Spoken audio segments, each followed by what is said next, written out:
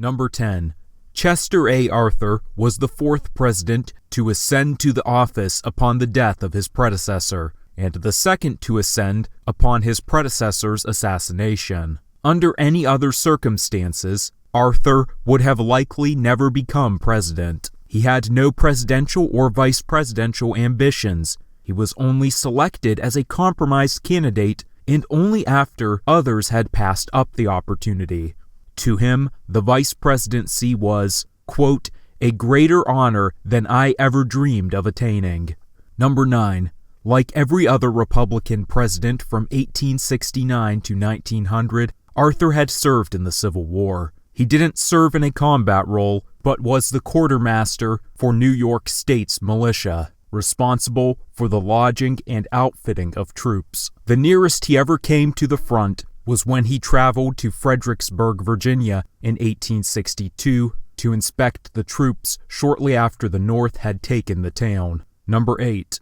Arthur was always known for his extravagant taste. He liked fine wine and rich foods, and frequently hosted state dinners and parties in the White House. Prior to moving into the White House, he had it refurbished to meet his luxurious preferences. He only accepted furniture and decorations that were state-of-the-art. He only wore fine clothes and was said to have owned over 20 coats. Because of his reputation, he was nicknamed the Gentleman Boss, or by deriders, the Dude Boss.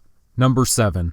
Upon entering office, Arthur was considered incredibly corrupt. His political career existed mostly due to connections with and loyalty to Roscoe Conkling, a powerful New York political machine boss. Previously, during the Hayes administration, Arthur had repeatedly opposed Hayes' attempts at reform. When Arthur was put on the ticket with Garfield, newspapers wrote about the horrifying prospect of an Arthur presidency. However, when Arthur took office, he surprisingly supported the kinds of reforms he'd previously opposed and cut ties to Conkling. His reasons aren't clear, whether a change of heart or political shrewdness. One journalist wrote of him, quote, no man ever entered the presidency so profoundly and widely distrusted as Chester Arthur, and no one ever retired more generally respected alike by political friend and foe. Number 6.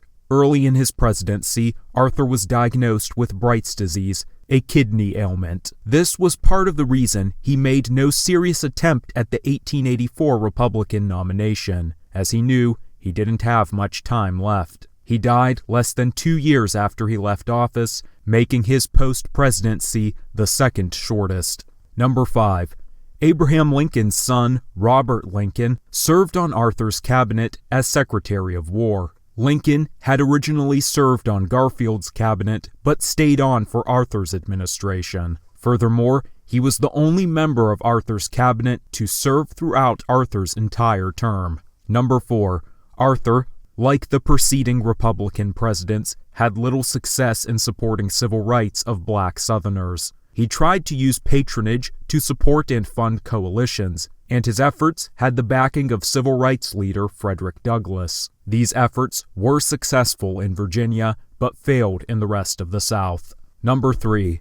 When Arthur was nominated for vice president, he was subject to a conspiracy theory which claimed he wasn't a native-born citizen and had actually been born in Ireland. The theory was able to gain some traction, as Arthur's father had frequently moved around when Arthur was young. However, when the theory ultimately failed, another was started, claiming Arthur was born in Canada. This too failed. While some still entertain questions of Arthur's birth, the topic is mainly viewed as nothing more than a conspiracy theory started by one of Arthur's old enemies. Number 2.